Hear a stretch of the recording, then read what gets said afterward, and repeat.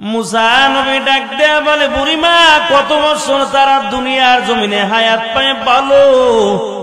বুড়ি মহিলা ডেকে বলে, ও পয়গম্বর মুসা 300 বছর 350 বছর হায়াত পায়, তারপর সন্তানগুলো দুনিয়া থেকে বিদায় হয়ে যায়। মুসা নবী কথা শোনানোর পর বড় অবাক হয়ে গেল। ডাক দিয়ে বলো, বুড়িমা তুমি শুনো,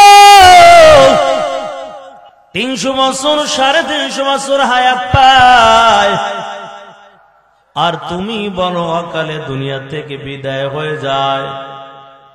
তবে এমন একটা নবীর জমানা আসবে যেই নবীর উম্মতেরা হায়াত পাবে 50 বছর 60 বছর কি 100 বছর। বুড়ি মহিলা কথা শোনার পর আরো বড় অবাক হয়ে গেল। ডাক দিয়া বলে, ও পয়গম্বর মুসা, আমি জানতে চাই এত হায়াত নিয়া, কম হায়াত নিয়া মানুষগুলো দুনিয়ার জমিনে আসবে, ওই মানুষগুলো কি দুনিয়ার জমিনে কোনো ঘর বাড়ি বানাবে কিনা জানতে চাই। মুসা নবী ডাক দেয়া বলে, ও বুড়িমা তবে শুনো, শুধু ঘর বাড়ি বানাবে এমন না, জমিনের মধ্যে বড় বড় বাড়ি গাড়ি করার জন্য তাদের মধ্যে বড় প্রতিযোগিতা শুরু হবে। বুড়িমা চোখের পানি ছেড়ে দিয়া কাঁদে আর বলে, নবী মুসা, হায়রে আফসোস, আমি বুড়ি যদি এই জমানার মধ্যে না হইয়া ওই জমানার মধ্যে হইতাম, এই সামান্য হায়াতের জন্য আমি ঘর বাড়ি কিছুই বানাইতাম না, একটা গাছের নিচে সেজদা দিয়ে দিয়ে এই সামান্য হায়াতকে আমি আস্তে আস্তে করে পার করে দিতাম। হাকিকত সে তো দুনিয়া বেখবর হয়, দুনিয়া কি নুমাইশ पर नजर हाय नमी गोयाम के आज दुनिया जुदा बाश बहर कार के बाशी बा खुदा बाश सस्ते दुनिया आज खुदा गाफिल बुदम न कमाशक नकरा पर जिंदजान। एरे नबीर आशिकेर दल অথচ ওই দুনিয়ার জন্য আজকে আমরা বড় পাগল, শুধু দুনিয়া দুনিয়া কামাই করব, আখিরাতের জন্য পাগল হইতে পারলাম না। অথচ বান্দা দুনিয়াকে পিছে রেখে আখিরাতকে সামনে রেখে ওই পরকালের ভয় দিলের মধ্যে নিয়া তারপরে যদি আল্লাহর কুদরতি পায় সেজদা দেয়, আর একটা সেজদাও যদি আল্লাহ কবুল করে নেয়, কিয়ামতের ময়দানে আল্লাহ 10 দুনিয়ার সমান একটা জান্নাতের মালিক বানিয়ে দিবে। हर के दारत खौफे हकदर दिल मदम जन्नतुल मावादे हदूरा मकम बेहिश्त आजा के आजारे नबाशत कसे राबा कसे कारे नबाशत जन्नतु दज़क से या रब क्या करो अरुजू है मैं तुझे देखा करो। এর নবীর আশিকের দান, তবে ইমানদার বান্দাগুলো টাকার জন্য পাগল না, আল্লাহর খাঁটি গোলাম দুনিয়ার জন্য পাগল না, ওই মানুষগুলো মালিকের জন্য বড় পাগল। ভাই দুনিয়ার জমিনের মধ্যে কেউ টাকার জন্য বড় পাগল, আবার কেউ নারীর জন্য পাগল, কেউ বাড়ি গাড়ি করার জন্য বড় পাগল। এই জমিনের মধ্যে এমনও একদল বান্দা রয়েছে যারা টাকার পাগল না, বাড়ি গাড়ির পাগল না, ওই বান্দাগুলো হলো একমাত্র আল্লাহর জন্য বড় পাগল। ইয়া ইলাহি তু মেরা মাবুদ है, या इलाही तू मेरा माशूक है, या इलाही मुझसे मुझको दूर कर ताकि देखो मुझ में तुझको एक नजर। এর নবীর উম্মতের দান সাহাবায়ে কিরাম তো আল্লাহর জন্য বড় পাগল, বাড়ির চিন্তা করতো না, নারীর চিন্তা করতো না, সন্তানের চিন্তা করতো না, দিলের মধ্যে একমাত্র বড় আল্লাহর ভালোবাসা নিয়ে চলতো। নবীর একজন সাহাবী ওই নবীর দরবারে হাজির, নবীর সামনে বসে গেল। আল্লাহর পয়গম্বর ডাক দিয়া বলে, ও সাহাবায়ে কেরাম, তবে শুনো, তোমরা কে আসো? যুদ্ধের ময়দানে যাইবা? ওই সাহাবী ছোট্ট একটা তার সন্তান ছিল, সন্তানের হাতটা ধরে নিয়ে নবীর কাছে চলে গেল। ওই সাহাবীর বিবিও দুনিয়ায় বেঁচে নাই। এরে আল্লাহর বান্দা, এই ছোট্ট বাচ্চাটাকে লালন পালন করে, যেই দিকে যায় ছোট্ট বাচ্চাটাকে নিয়ে যায়, কারণ আপন তার কেউ নাই, মায়ের আদর দুনিয়ার জমিনের মধ্যে পায় না। এই জন্য যেখানে যায় ওই সন্তানটাকে সাথে করে নিয়ে যায়। আবার যখন রাত্রবেলা ঘুমাতে যায়, ওই ছোট্ট সন্তান বশিরকে বুকের মধ্যে জড়াইয়া ঘুমায়। এর নবীর উম্মতের দল, আল্লাহর নবী যখন ডাক দিয়া বলল, সাহাবায়ে কেরাম বলো, তোমরা কে কে যুদ্ধের ময়দানে যাইবা? ওই সাহাবীও যুদ্ধের ময়দানে নবীর সঙ্গে চলে গেল। একটা বার ছোট্ট নাবালেক সন্তান কথাও চিন্তা করলো না। এই ছোট্ট বালক বশির প্রতিমধ্যে দাঁড়ানো, কারণ মায়ার নবীর সঙ্গে যুদ্ধের ময়দানে চলে গেল। আবার যখন বাবা সন্ধ্যাবেলা আসবে, আমার বাবা আমাকে হাত দিয়া খাবারের লোকমা মুখে দিয়া দিবে, আমার বাবা আমাকে বুকের মধ্যে জড়াইয়া ঘুম পড়াইয়া দিবে। এর নবীর আশিকের দল যখন সন্ধ্যা হয়ে যায়, কিন্তু বশিরের বাবা তো আর জমিনের মধ্যে আসে না, মদিনার জমিনের মধ্যে বশিরের বাবা আসে না, সাহাবায়ে কেরাম মদিনার জমিনের মধ্যে আসে না, আল্লাহর পয়গম্বরও আসে না। বশির কোথায় যাবে? কার কাছে বশির থাকবে? এর নবীর আশিকের দল ওই বশির মসজিদের নববীর বারান্দায় রাত্রবেলা শুয়ে শুয়ে রাত্রটা কাটায়, কারণ জমিনের মধ্যে আপন কেউ নাই। আজকে যদি মা থাকতো, মায়ের কাছে যেতে পারতাম। বাবা ছিল, বাবা নবীর ডাকে যুদ্ধের ময়দানে চলে গেছে।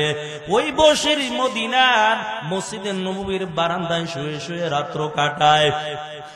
পরের দিন আবার রাস্তার কিনারায় বশির দাঁড়ায়, আবার বাবার জন্য অপেক্ষা করতেছে, কিন্তু না না, বশিরের বাবাও আসে না, নবীও আসে না। পরের দিন রাত্র আবার মসজিদের নববীর বারান্দায় বশির কাটায়, কারণ কোথায় যাবে? আপন বলতে তো এই জমিনের মধ্যে আর কেউ নাই। এর নবীর উম্মতের দল হঠাৎ করে সন্ধ্যা বেলা দেখতে পায় সাহাবায়ে কেরামের কাফেলা আসতেছে। বশির দৌড়াইয়া সাহাবায়ে কেরামের কাফেলার সামনে চলে গেল। না জানি আমার বাবা এই কাফেলার সঙ্গে আছে, কিন্তু যখন সাহাবায়ে কেরামের সামনে হাজির, নজর করে দেখতে পায় বাবার চেহারার মতন তো কাউকে দেখা যায় না। বশির আবার অপেক্ষা করতেছে, না জানি আমার বাবা পিছনে আছে। একটু পর আবার নজর করে দেখতে পায় আল্লাহর পয়গম্বর মদিনার জমিনের দিকে মায়া নবী ঢুকতেছে। আল্লাহর পয়গম্বর যখন মদিনার মসজিদের নববীর গেটের সামনে বসে গেল, বশির দৌড়াইয়া আমার নবীর কিনারায় হাজির, সালাম দিয়া বলে, ও নবী আমার, বলেন আমার বাবা কই? কেন আমার বাবাকে দেখি না? আমার বাবা তো আপনার সঙ্গে যুদ্ধের ময়দানে গেছে, আপনি যুদ্ধের ময়দানে থেকে ফিরে আসলেন, সাহাবায়ে কেরাম ফিরে আসলো, কিন্তু আমার বাবাকে কেন দেখি না? মায়ার নবী বশিরের জবানের কথা শোনার পর আল্লাহর পয়গম্বর চেহারাটা ডান দিকে ঘুরায়। বশির আবার ডান দিকে যাইয়া বলে, নবী বলেন না আমার আব্বা কই? কেন আমার আব্বাকে আমি দেখি না? আল্লাহর নবী কিছুই বললেন না, আবার চেহারাটা বামে ঘুরায়। বসির আবার বাম দিকে চলে গেল, ডাক দিয়ে বলে নবী আমি ডান দিকে আপনাকে প্রশ্ন করলাম কিছুই বললেন না, আপনি চেহারাটা বাম দিকে ঘুরাইলেন। ও নবী বলেন আমার বাবা কই, রাত্রবেলা কার গলা জড়াইয়া আমি ঘুমাইব বলেন? আমি 2টা রাত এই মসজিদের নববীর বারান্দায় শুয়ে শুয়ে রাত্র কাটাই। ও নবী বলেন আমার আব্বা কই, আব্বাকে কেন দেখি না? আমার নবী চোখ বেবে জর করে পানি পড়া শুরু করলো।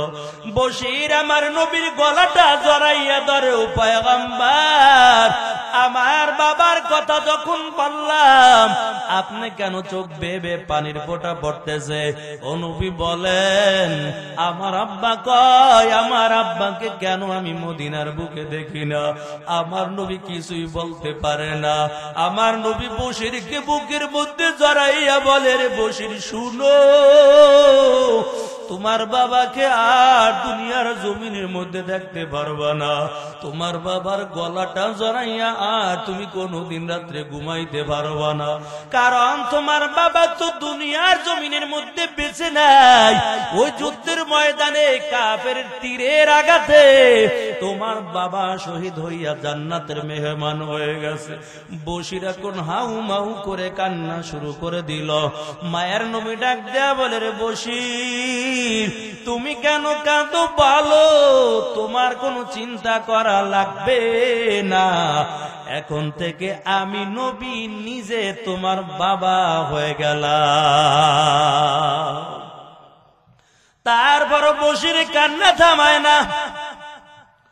আল্লাহর নবী ডেকে ডেকে বলি, রে বসির তবে এখন কেন কাঁদো? তোমার দিলের মধ্যে কি দুঃখ বলো? বসির বলে, নবী আমার আব্বাজান যুদ্ধের ময়দানে যে শহীদ হয়ে গেছে, আমার কোনো দুঃখ নাই। কিন্তু নবী আপনি না জানলেও আমার বাবা তো জানে যে আমার মা নাই। আমি নিজে হাত দিয়া ভালো করে খাবারও খেতে পারি না। আমি রাত্রবেলা আমার বাবার গলাটা জড়াইয়া আমি ঘুমাইতাম। আমি আজকে কার গলা জড়াইয়া ঘুমাইব? আমার তো মদিনার বুকের মধ্যে আপন কেউ নাই। তবে আমার বাবা যখন যুদ্ধের ময়দানে যায়, আমার বাবা একটা বার যদি আমাকে ডাক দিয়া বলে যাইতে, রে বসির তবে আমি নবীর ডাকে যুদ্ধের ময়দানে গেলাম, তোমার কোনো চিন্তা করা লাগবে না। কিন্তু আমার বাবা একটা বার আমার দিকে নজরও দিল না, আমার দিকে তাকাইল না। আপনি ডাক দেওয়ার সাথে সাথে আমার বাবা যুদ্ধের ময়দানে চলে গেছে। এর যুবক ভাই কেমন সাহাবায়ে কেরাম নবীর জন্য কেমন পাগল, নিজের জীবনটা দিয়া দেওয়ার জন্য তৈয়ার। তারপর নবীর দিলের মধ্যে কষ্ট দিত না, তারপর আল্লাহর হুকুম অমান্য করত না, কারণ এই দুনিয়া চিরকালের জন্য না, আমাদের আসল ঠিকানা হলো পরকাল। এরে আল্লাহর বান্দা সাহাবায়ে কেরাম আমার নবীর জন্য কেমন পাগল। কয় নবীর সাহাবী হামজালা রাদিয়াল্লাহু তাআলা আনহু বাসুর রাত্র যাপন করার পর হামজালা ফরজ গোসল করার জন্য পানির কিনারায় চলে যায়। হঠাৎ করে কানের মধ্যে একটা আওয়াজ, মায়ার নবী দুনিয়ার জমিনে নাই, দুনিয়ার থেকে বিদায় হয়ে গেছে। হামজালা আর গোসল করলেন না, কাপড়টা নিয়ে আবার ঘরের কিনারে দাঁড়াইয়া যায়। বিবিকে ডাক দিয়ে বলে, বিবি তলোয়ার দাও আর কাপড়টা নাও। হামজালার বিবি ডেকে ডেকে বলে, ও স্বামী আমার, আপনি ফরজ গোসল করার জন্য পানির কিনারায় গেলেন, তবে কেন আপনি গোসল করলেন না? আপনি এখন আইসা তলোয়ার চাইতেছেন।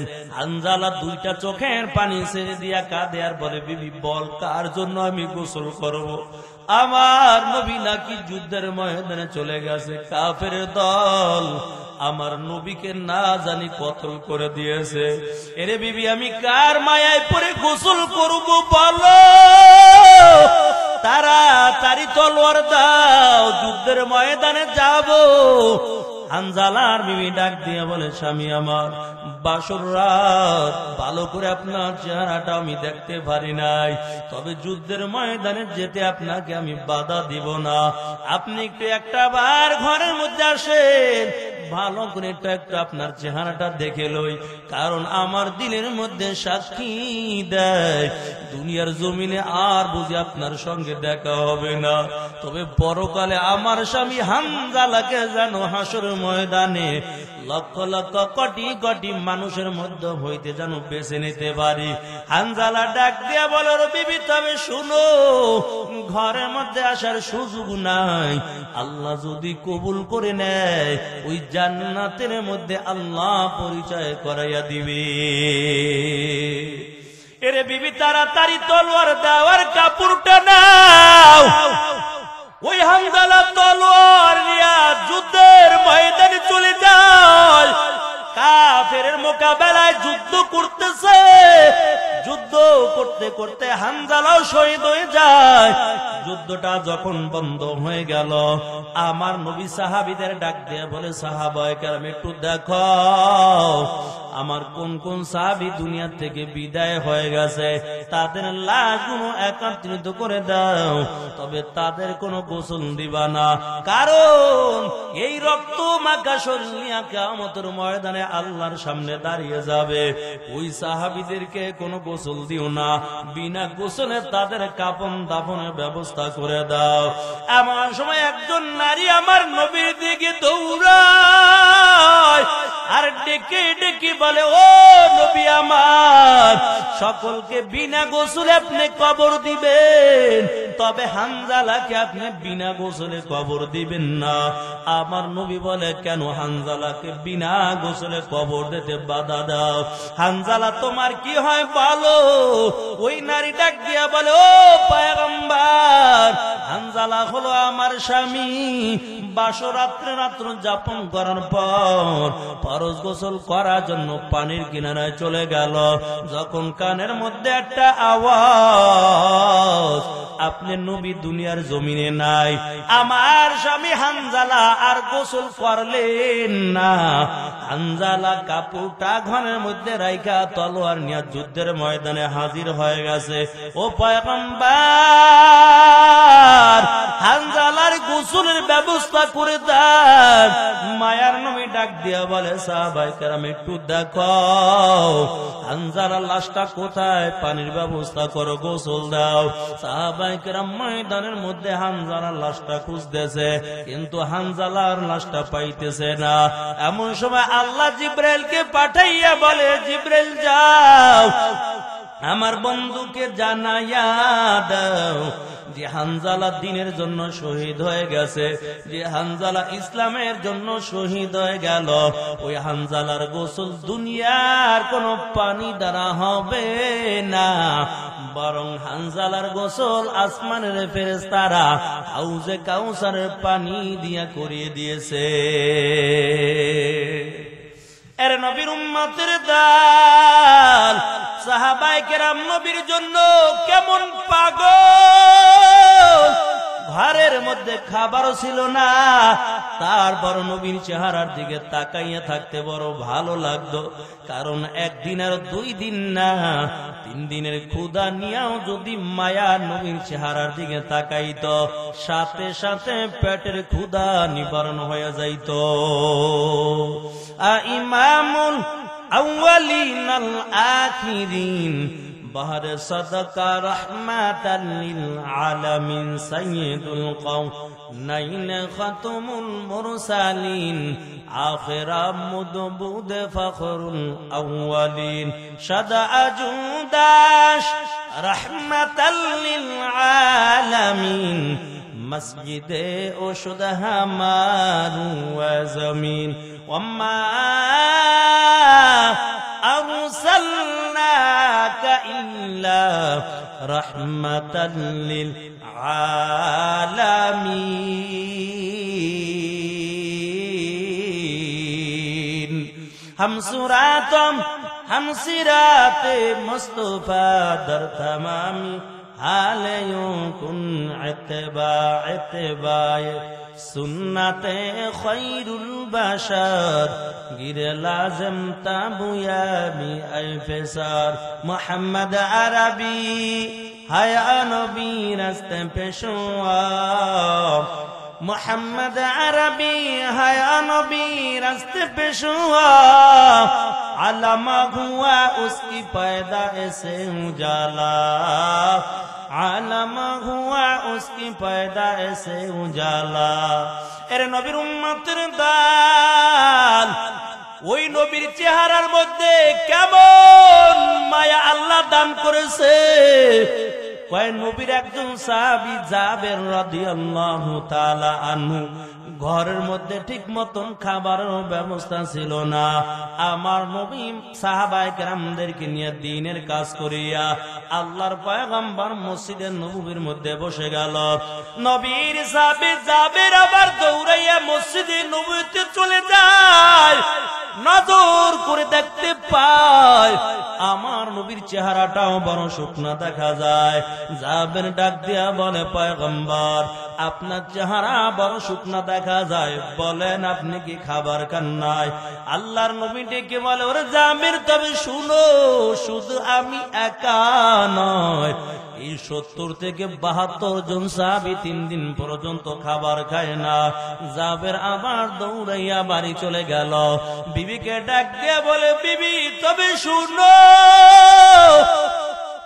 বলো ঘরের মধ্যে কোনো খাবার আছে কিনা বলো জাবের বিবি ডেকে বলে কেন বলে আমার নবী 3 দিন পর্যন্ত খাবার খায় না নবী বড় ক্ষুধার জ্বালায় বড় কষ্ট পায় জাবের বিবি ডাক দেয়া বলে নবী আমার আপনি আমার নবীকে আমার বাড়ির মেহমান বানাইয়া দেন কারণ আমার নবী যদি না খাইয়া থাকে আর আমার ঘরের মধ্যে যদি খাবার থাকে এটা আল্লাহ সহ্য করবে না জাবের ডাক দেয়া বলে ঘরের মধ্যে কি খাবার আছে বলো কয় অল্প একটু বকরির গোশত আর সামান্য একটু আটা আছে জাবের দৌড়াইয়া আবার মসজিদে নববীতে চলে যায় নবীর কানের সঙ্গে মুখটা লাগাইয়া বলে ও পয়গম্বর আপনি আমার বাড়ির মেহমান হবেন তবে অন্য সাহাবায়ে কেরাম যেন সংবাদটা না পায় কারণ ঘরের মধ্যে তেমন কোনো খাবারের ব্যবস্থা নাই অল্প একটু আটা আর সামান্য একটু বকরির গোশত আছে ও নবী আমার আপনি আমার বাড়ি মেহমান হবেন কিন্তু জামের যখন আমার নবীর কানের সঙ্গে মুখটা লাগাইয়া আমার নবীকে যখন আস্তে করে দাওয়াত করে দিল মায়ার নবীর সামনে যত সাহাবায়ে কেরাম ছিল আল্লাহর পয়গম্বর ডাক দিয়া বলে ও সাহাবায়ে কেরাম তবে শুনো আর কোনো চিন্তা করা লাগবে না আজকে আমরা সবাই মিলে জাবেরের বাড়ি মেহমান হয়ে যাব জাবের বড় চিন্তার মধ্যে পড়ে গেল আমি আমার নবীকে একাকে দাওয়াত করে দিলাম আমার নবী তো সব সাহাবীদের দাওয়াত করে দিয়েছে কেমন করে মেহমানদারি করব জাবের আবার দৌড়াইয়া বাড়ি চলে যায় বিবিকে ডেকে ডেকে বলে ও বিবি আমার তবে শুনাম বড় সর্বনাশ হয়ে গেছে জাবের বিবি ডাক দিয়া বলে স্বামী আমার কেন কি হয়েছে বলেন কয় আমি নবীর কানের সঙ্গে মুখটা লাগাইয়া আমার নবীকে একা দাওয়াত করলাম কিন্তু আমার নবী তো সব সাহাবীদের দাওয়াত করে দিয়েছে এরে বিবি বলো কেমন করে মেহমানদারি করব বলো জাবের বিবি ডাক দিয়া বলে স্বামী আমার আপনার কোনো চিন্তা করা লাগবে না কারণ আপনি বুঝে শুনে তারপর আমার নবীকে দাওয়াত করেছেন আর আমার নবীও বুঝে শুনে তারপরে সাহাবায়ে কেরামদের দাওয়াত করে দিয়েছে তবে আপনার কোনো চিন্তা করা লাগবে না মায়া নবী 70 থেকে 72 জন সাহাবীদেরকে নিয়ে ওই জাবেরের বাড়ি হাজির আল্লাহর পয়গম্বর যখন জাবেরের চেহারার দিকে তাকায় নবী জাবেরের চেহারার দিকে তাকাইয়া জাবেরের চেহারাটা বড় চিন্তাযুক্ত দেখতে পায় নবী ডাক দিয়া বলে ওরে জাবের বলো তুমি কেন চিন্তা করতেছ? চিন্তা করা লাগবে না, বরং যেই পাত্রের মধ্যে তুমি গোশত রেখেছো আর যেই পাত্রের মধ্যে তুমি রুটি রেখেছো, ওই গোশত এবং রুটির পাত্রটা ঢেকে আমি নবীর হাতের মধ্যে দাও। জাবের ঘরের মধ্যে ডুইকা রুটি এবং গোশতের পাত্রটা ঢেকে আমার নবীর হাতের মধ্যে দেয়। আমার নবী বিসমিল্লাহ বলে রুটি উঠায়, আবার বিসমিল্লাহ বলে গোশত উঠায়। এক একজন সাহাবায়ে কেরামদেরকে দেয়, আর পেট ভরে ভরে রুটি আর গোশত খায়। আল্লাহর নবীও রুটি আর গোশত খাওয়ার পর নবী ডাক দিয়া বলে, জাবের তবে শুনো, এই রুটি আর গোশতের পাত্র নিয়ে ঘরে চলে যাও। এখন যে রুটি আর গোশত আছে তুমি খাও, তোমার সন্তানদেরকেও দাও। জাবের যখন রুটি এবং গোশতের পাত্র নিয়ে ঘরের মধ্যে চলে গেল, নজর করে দেখতে পায় এই পাত্র থেকে সামান্য পরিমাণ গোশত তাও এখন পর্যন্ত কমে না। কাদের কুদরত দারি বরকামাল, আন্তা রব্বি আন্তা হাসবি জুল জালাল, তুহি কাদের জলিলুল্লাহ জাহাদার, বহরহালে তুহি মেরা নেগাদার। এর নবীর আশিকে তার যেমন জাবের রাদিয়াল্লাহু তাআলার ঈমানটা যেমন, জাবেরের বিবির ঈমানটাও ঠিক তেমন। ও মুসলমান আল্লাহর গোলাম, আর আপনি আর আমি বিবির অনুমতি ছাড়া যদি ঘরের মধ্যে দুইজন মেহমান নেই, এমনকি নিজের খানাও বন্ধ হয়ে যাইতে পারে। বিবি কইব মেহমান আনছো, আমার জিগাই আনছো, আন্দাজে আনছো, তোমার খানাও বন্ধ। এরে আল্লাহর বান্দা, এই জন্য দিনদার মেয়ে দেখা যদি বিবাহ করতে পারো, আর কোনো চিন্তা করা লাগবে না, বরং ওই ঘরের মধ্যে আল্লাহর রহমত নাজিল হতে থাকবে। সুলাইমান পয়গম্বর এত বড় একজন রাজ্যের বাদশা, ওই সুলাইমান পয়গম্বর যখন বিবাহ করতে চায়, রাজ্যের মধ্যে একটা ঘোষণা দিয়া দেয়, সুলাইমান পয়গম্বর 4 গুণওয়ালা মেয়ে বিবাহ করবে। এরে যুবক, এই 4টা গুণের কথা বলে আমি শেষ করে দিব। সুলাইমান নবী বলে 4 গুণওয়ালা মেয়ে সুলাইমান পয়গম্বর বিবাহ করতে চায়। তুমিও যদি 4 গুণওয়ালা মেয়ে বিবাহ করতে পারো, শান্তির জন্য মাজারে যাওয়া লাগবে না, শান্তির জন্য হুজুরের কাছে দোয়া চাওয়া লাগবে না, অটোমেটিক ভাবে তোমার ঘরের মধ্যে আল্লাহর দেওয়া শান্তি নাজিল হতে থাকবে। তবে গুণ লাগবে 4 গুণওয়ালা মেয়ে। সুলাইমান পয়গম্বর রাজ্যের মধ্যে বসার পর রাজত্ব চালায়, আর রাজ্যের মধ্যে একটা ঘোষণা দিয়া দিল, 4 গুণওয়ালা মেয়ে বিবাহ করতে চায়, তবে 2 গুণওয়ালা মেয়ে পায়, 3 গুণওয়ালা মেয়ে পায়, 4 গুণওয়ালা মেয়ে পায় না। সুলাইমান পয়গম্বর বিবাহ করতে পারে না। ঘোষণাটা রাজ্যের আনাচে কানাচে চলে গেল। ওই রাজ্যের মধ্যে একদল জেলে ছিল, নদীর মধ্যে মাছ ধরে ধরে তারপরে জীবনটা চালাইতো।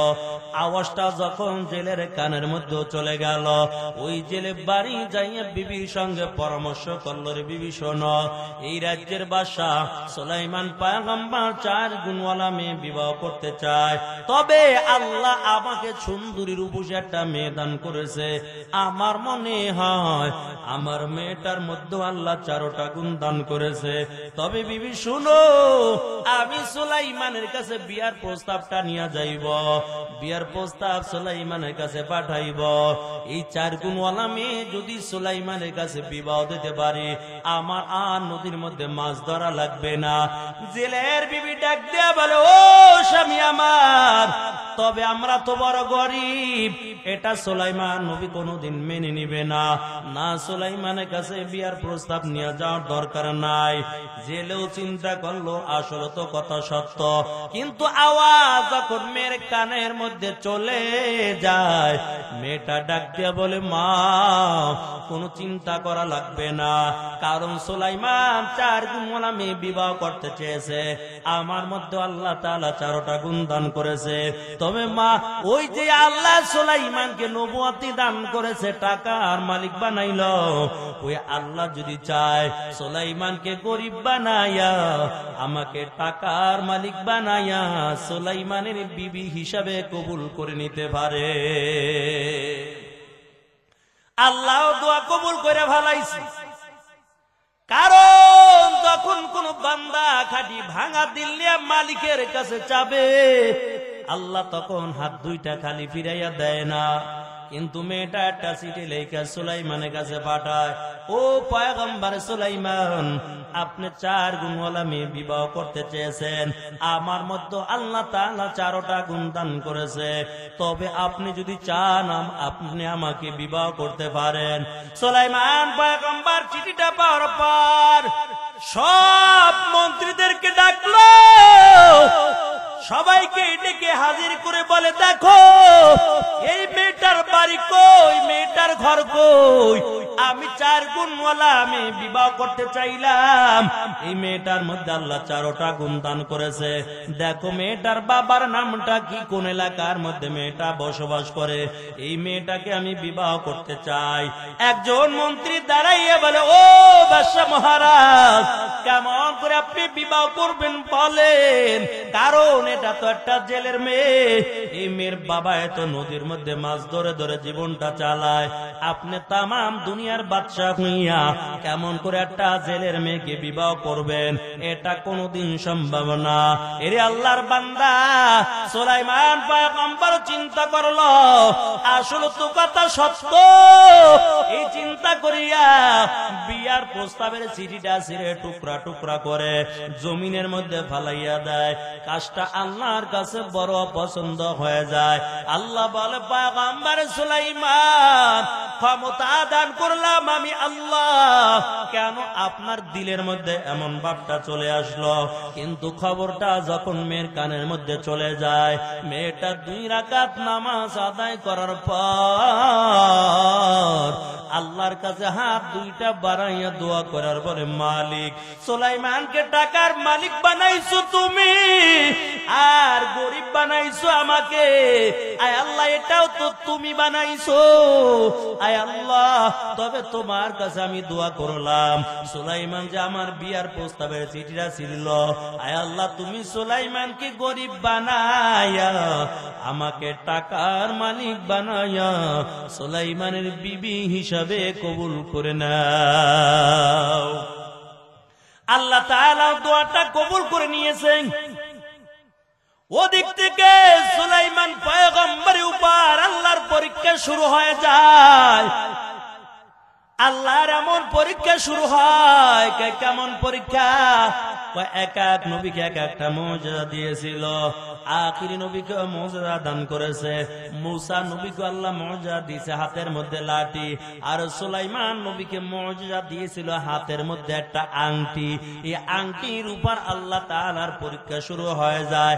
আল্লাহ বলে, পয়গম্বর সুলাইমান আংটি নিয়ে ওয়াশরুমে যেতে পারবেন না, এমন করে করে বিশেষ বেশি কিছু শর্ত লাগাইয়া দিল। সুলাইমান পয়গম্বর বড় মুসিবতের মধ্যে পড়ে গেল। আংটি কার কাছে দিব? কারণ আংটি যদি না থাকে আমার ক্ষমতা থাকবে না। তবে বিশ্বস্ত একজন খাদেম রাইখা দিল। সুলাইমান পয়গম্বর যখন কোথাও যাইত, আংটিটা খাদেমের কাছে দিয়া যাইত, আবার আইসা আংটি চাইতো তো আংটি দিয়া দিত। কিন্তু রাজ্যের মধ্যে চালাক শয়তান একটা জিন চিন্তা করল, কেমন করে সুলাইমান নবীর আংটি চুরি করা যায়।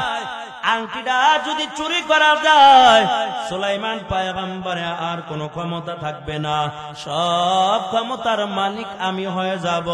তবে আংটি কেমন করে চুরি করব? ওই চালাক শয়তান জিনটা একটা কৌশল খাটাইল। আংটি যখন খাদেমের কাছে দিয়া চলে যাবে, সুলাইমানে আকৃতি ধইরা আংটিটা চুরি করব। সুলাইমান নবী খাদেমের কাছে আংটি দিয়ে চলে যায়। ওই চালাক শয়তান জিনটা পুরা সুলাইমানের আকৃতি ধরার পর খাদেমের কাছে এসে বলে, খাদেম আংটিটা দাও।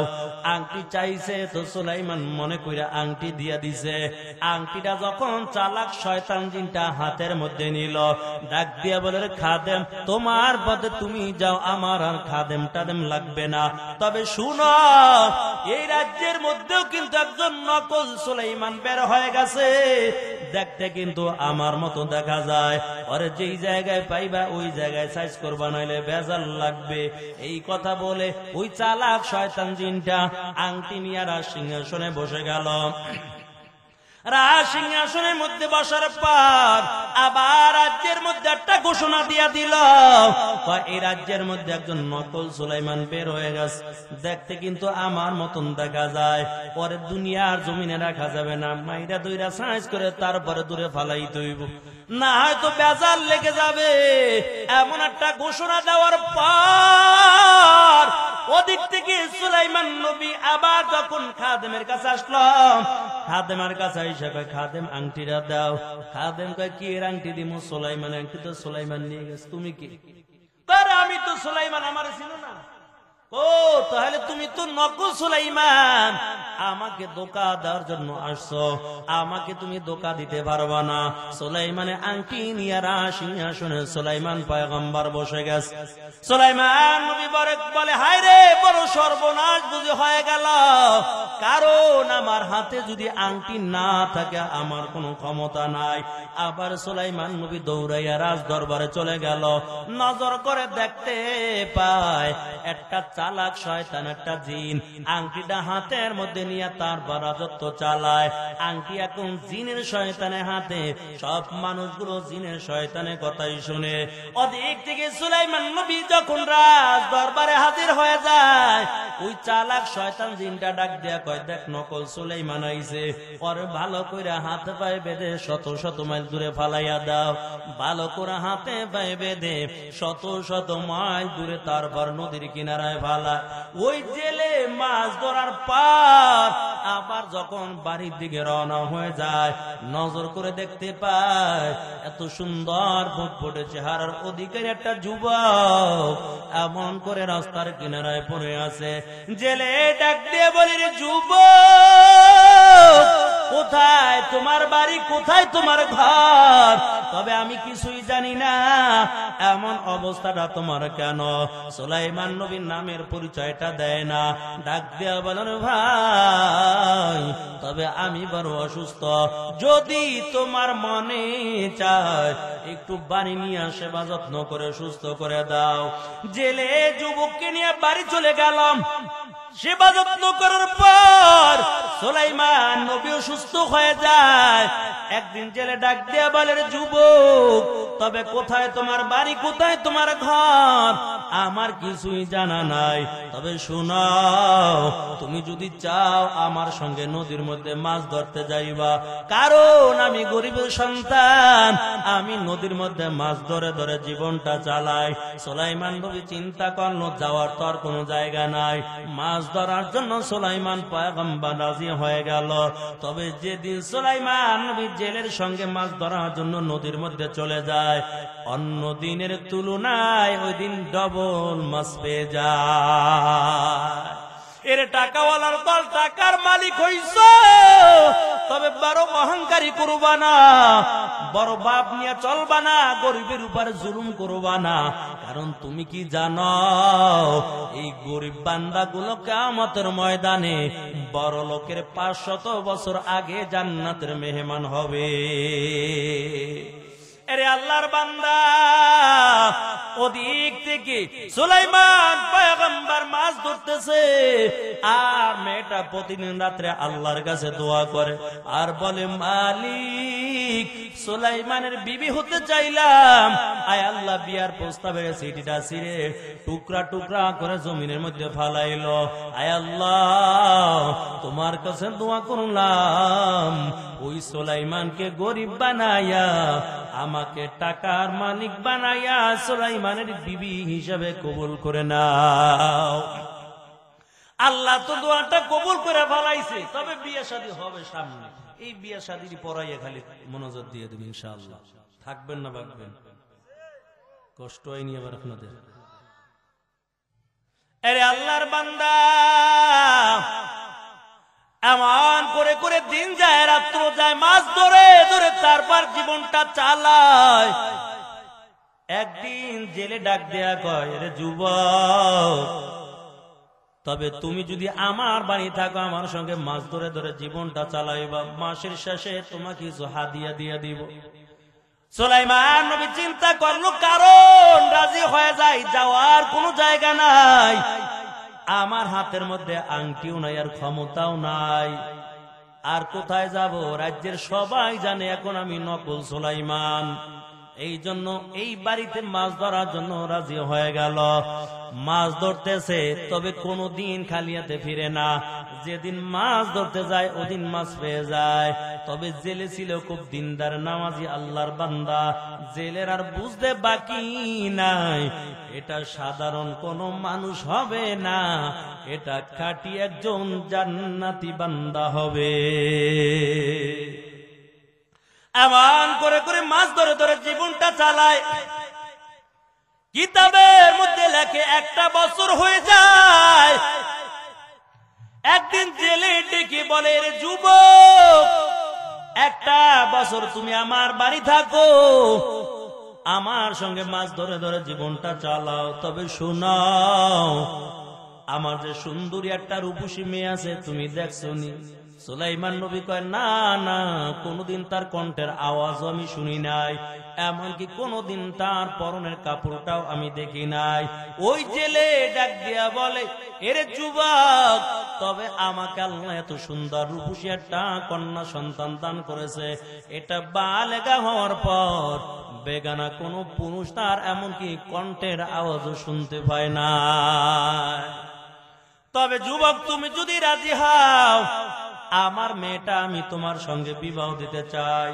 সুলাইমান নবী চিন্তা করলো, যাওয়ার তো আর কোনো জায়গা নাই, বিবাহ করার জন্য রাজি হয়ে গেল। তবে জেলে এখন নিজের বিবির কাছে চলে গেল।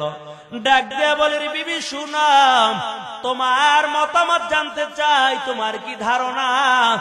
আমার বাড়ি 1 বছর যে যুবকটা কাজ করে করে জীবনটা চালায়, এরে বিবি বলো, এই যুবকটার ব্যাপারে তোমার কি ধারণা? বিবি ডাক দিয়া বলে, স্বামী আমার, এত ভালো মানুষ আমার জীবনে কোনদিন দেখি নাই।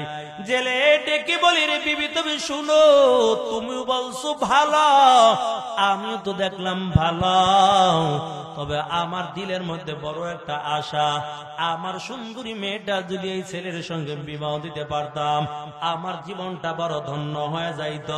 বিবি ডাক দেয়া বলে, স্বামী না, আমি এই বিবাহর মধ্যে রাজি নাই।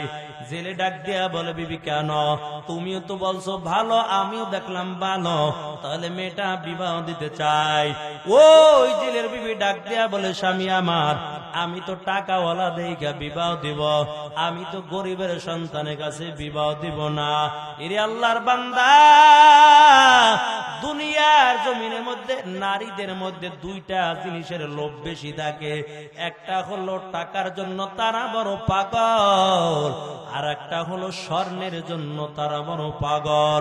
এই জন্য দেখবেন টাকার জন্য পাগল হওয়ার কারণে আমাদের সমাজও মাঝে মাঝে দেখা যায় 1-2টা বাচ্চা রাইখাও টাকাওয়ালা দেখা আর একজনের সাথে হিজরত কইরা চইলা যায়। কই কিরে, কেন হিজরত করছো বলো? আরে আমার বাচ্চার দিকে তাকাই কিলাম, আমার ভবিষ্যৎ আছে না, না খাইয়ে থাকবো নাকি কষ্ট করে কয়দিন চলবো? স্বামী বিদেশ থাকে, অ্যাকাউন্ট করে গেছে বউর নামে, টাকা পাঠায় বাংলাদেশে, বিবির নামে টাকা পাঠায়, আইসা দেখে বিবিও নাই, টাকাও নাই, সব শেষ হয়ে গেছে। এরে আল্লাহর বান্দা, মহিলাদের টাকার মালিক বানাইতে নাই, তাহলে পুরুষদেরকে চাইরে না, পয়সা দিয়েও দাম দেবে না। এর নবীর আশিকের দল জেলে বুইজা ফেলাইছে, আমার বিবির দিলের মধ্যে টাকার মায়া ঢুকে গেছে। জেলে আস্তে আস্তে করে কৌশলে বিবিকে রাজি করলো। এখন ছেলেও রাজি, বিবিও রাজি, জেলেও রাজি, দরকার শুধু একজন কাজী। সকাল বেলা কাজী আইনে বিবাহ হয়ে গেল। ওদিক থেকে আজকে তাদের বাসর রাত, কিন্তু দেশের অবস্থা তো 12টা বাইজা গেল। একটা বছর চালাক শয়তান জিনটা রাজ সিংহাসনে বসে বসে রাজত্ব চালায়। চাউলের দাম বেশি, লবণের দাম বেশি, তেলের দাম বেশি। দেশের মধ্যে মারামারি, কাটাকাটি, হিংসা বিদ্বেষ শুরু হয়ে গেল। কি সমস্যা?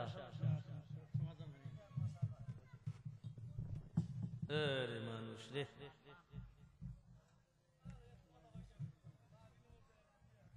কি বিয়েটা ভরা মনে শেষ করুন, কোন কথা কবেন স্টেজে। পান খাইতে মনে ছিল আস্তে চুপ করে নেমে যাবেন, একেবারে যেন কেউ না দেয়, ফেরেশতারা যেন না দেয়। এই দেখছেন এরা কিভাবে বই রয়েছে, চাতর পাখির মতন চাইয়ে রয়েছে। পৌঁছাবে দল তো উঠে নেয়, কষ্ট করে যখন দেখছে একেবারে খারাপ, তখন দুই একজন দিয়ে মুরব্বী উঠতে যায়, আবার দিয়ে ঘুরে আয়। আর আপনারা পান খাওয়ার লেগে পাগল হয়ে গেছেন। আমি বিয়ে ফরাইতেছি, বিয়ে খাওয়াবো, সামনে দিয়ে মিষ্টি মিষ্টি খাইয়ে দেবেন। আল্লাহ এর নবীর আশিকের দল। তবে দেশের অবস্থা 12টা বাইজা গেছে, কারণ একটা বছর তো চালাক শয়তান জিন আংটিটা হাতের মধ্যে নিয়ে তারপর রাজত্ব চালায়। তবে সুলাইমান নবীর আর একজন খাদেম ছিল, খুব শক্তিশালী জিনদের মধ্যে। খাদেমকে মাঝে মাঝে সুলাইমান পয়গম্বর ডাকতো। একটা বছর হয়ে গেল সুলাইমান নবী ডাকে না। খাদেম কয় কি ব্যাপার, আমাকে সুলাইমান নবী কেন ডাকে না? না বুঝি আমার উপর রাগ করেছে। ওই সুলাইমান নবীর খাদেম জিনটা, শক্তিশালী জিনটা চিন্তা করলো, আজকে আমি সুলাইমানের রাজ দরবারে যাব, দেখব সুলাইমান নবী আমার উপর রাগ করছে কিনা দেখব। ওই সুলাইমান নবীর খাদেম জিনটা যখন রাজ দরবারে হাজির হয়ে যায়, নজর করে দেখতে পায় এত আমগো সুলাইমান ক্ষমতায় নাই, এত বড় জিনদের মধ্যে বড় একটা বাটফার বইয়া বইয়া রাজত্ব চালায়। কয় জিনে দেখা জিন চিনা পালাইছে, চোরে চোর চিনে, ডাকাইতে ডাকাই চিনে, জিনে চিন চিনে। আর সমাজের মধ্যে ভালো মানুষ চিনে, আল্লাহ ওয়ালারা আল্লাহ ওয়ালা চিনে। কথা বলেন ঠিক কিনা? আউলিয়ারা কারে উকবা ইখতিয়ার, জাহেলারা কারে দুনিয়া ইখতিয়ার। মাইলে মোমেন সোয়ে মোমেন মিশাওয়াত, মাইলে কাফের সোয়ে কাফের মিশাওয়াত। এক জামানা সোহবতে বা আউলিয়া, বেহতার আজ সাদ সালে তাআত বেরিয়া। এর নবীর উম্মতের দান ওই শক্তিশালী জিনটা নজর করে দেখতে পায় সুলাইমান নবী তো ক্ষমতায় নাই, এত চালাক শয়তান একটা জিনরা সিংহাসনে বসা। সুলাইমান নবীর খাদেম জিনটাই কয়, তুমি কেন ক্ষমতার মধ্যে বসা? আমাদের সুলাইমান কই বলো। একাই খাইছে, আজকে তো বসের কাছে ধরা খাইয়ে গেছে, আর বাঁচার উপায় নাই। নিজের জীবন বাঁচানোর জন্য সিংহাসন ছাইরা দিছে, দৌড় কয়েকে নিজে বাঁচছিল। এমন সময় নজর করে দেখতে পায় সুলাইমান নবীর আংটিটাও হাতের মধ্যে দেখা যায়। ওই খাদেম জিনটা ডাক দিয়ে বলে, আমাদের সুলাইমান কই? আবার আংটিও তোমার হাতের মধ্যে দেখা যায়, বলো কেন সুলাইমানের আংটি তোমার হাতের মধ্যে? তবে সুলাইমান আংটি দিয়া যাও। এই চালাক জিনটা চিন্তা করলো, আংটি যদি নিয়ে যায় আমার অবস্থা 12টা বাজাইয়ে দেবে, তাহলে আংটি দেওয়া যাবে না। নিজে বাঁচার জন্য আংটিটা খুইলা নদীর মধ্যে ফালাইয়া দিছে। ওই নদীর মাছ আদার মনে কইরা আংটিটা খাইয়া ফালাইছে। আংটি যখন নদীর মাছে খাইল, এখন ওই মাছের পিছে পিছে হাজার হাজার হাজার মাছ দৌড়ায়। মাছে খাই কি ব্যাপার, খাইলাম কে রইল কি, কোন তাবিজ আবার খাইয়া মুসিবতের মধ্যে ভরলাম। এতদিন তো একলা ছিলাম, ভালোই ছিলাম, এখন থেকে যেই জায়গায় যাই হাজার হাজার মাছ দৌড়ায় আমার পিছে পিছে। মাছটা পাগলের মতো হইয়া নদীর মধ্যে ঘুরতেছে। ওদিক থেকে জামাই শ্বশুর দুইজনে পরামর্শ পরামর্শ করলো কি করা যায়, কারণ ঘরের মধ্যে খাবারের ব্যবস্থা নাই। সকালবেলা মেয়েটা বিবাহ হয়ে গেল, রাত্রবেলা সুন্দর করে বাসর ঘরটা সাজাইব এমন কোনো ব্যবস্থা নাই, রাত্রবেলা খাবারের কোনো ব্যবস্থা নাই। তবে দুইজনে পরামর্শ করিয়া আবার সিদ্ধান্ত নিল, অন্য দিনের মতো আজকেও আমরা নদীর মধ্যে মাছ ধরার জন্য চলে যাব। তবে জামাই শ্বশুর দুইজনে মিলিয়া নদীর মধ্যে যখন মাছ ধরার জন্য চলে যায়, বিসমিল্লাহ বলে যখন জালটা ফালায়, ওই মাছটা পাগলের মতো ঘুরতে ঘুরতে জামাই শ্বশুরের জালের মধ্যে ঢুকে যায়। ওই মাছের পিছে পিছে হাজার হাজার মাছ ঢুকে গেল। যখন জালটা উঠায়, আল্লাহর কি কুদরত কিতাবের মধ্যে লেখে, ওই দিন জামাই শ্বশুর দুইজনে মিলে পুরা এক নৌকা মাছ পাইয়া গেছে। মাছ পাইয়া কপাল বড় ভালো, দুজন খুশি।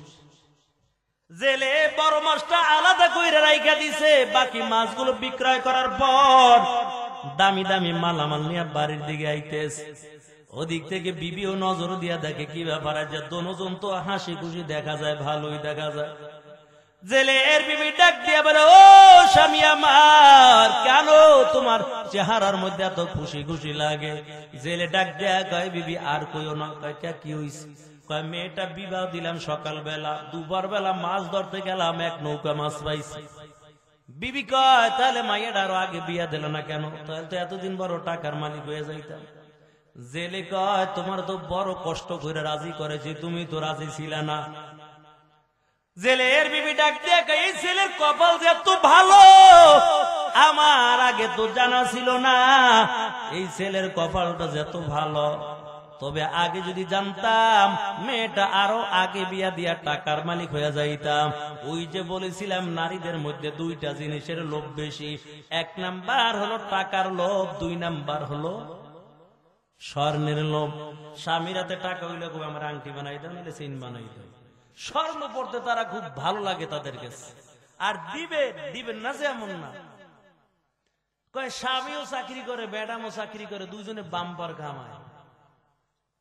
স্বামী চাকরি করিয়া বাড়িতে আসে, ম্যাডাম একটু পরে আসে। কিন্তু স্বামী চাকরি কইরা ঘরের মধ্যে আসার পর ঘরটা সুন্দর করে সাজায়, ঘরের মধ্যে কাজ বাজ করে, আর ম্যাডাম সন্ধ্যাবেলা আইসা হাতের মধ্যে রিমোটটা নিয়ে টিভি দেয়, আরামে খায় আর ঘুমায়। আজকে স্বামী বাজারা কয় ঘরের মধ্যে কোনো কাজ করবো না, দোনো চুপ চোরে বইরে রয়েছে। সন্ধ্যাবেলা যখন ম্যাডাম বাড়ির মধ্যে হাজির হয়ে গেছে, নজর করে দেখতে পায় ঘরটা বড় অগুছালো দেখা যায়। দেখবেন যে ঘরের মধ্যে নারীরা চাকরি করে, ওই ঘরের পুরুষ দুনিয়ার মধ্যে সবচাইতে বেশি অশান্তির মধ্যে আছে। ও জীবনেও বিবিরে দিয়ে শান্তি পাবে না। ম্যাডাম ডাক দিয়ে কয়, ও স্বামী আমার, ঘরটা কেন অগুছালো দেখা যায় বলেন?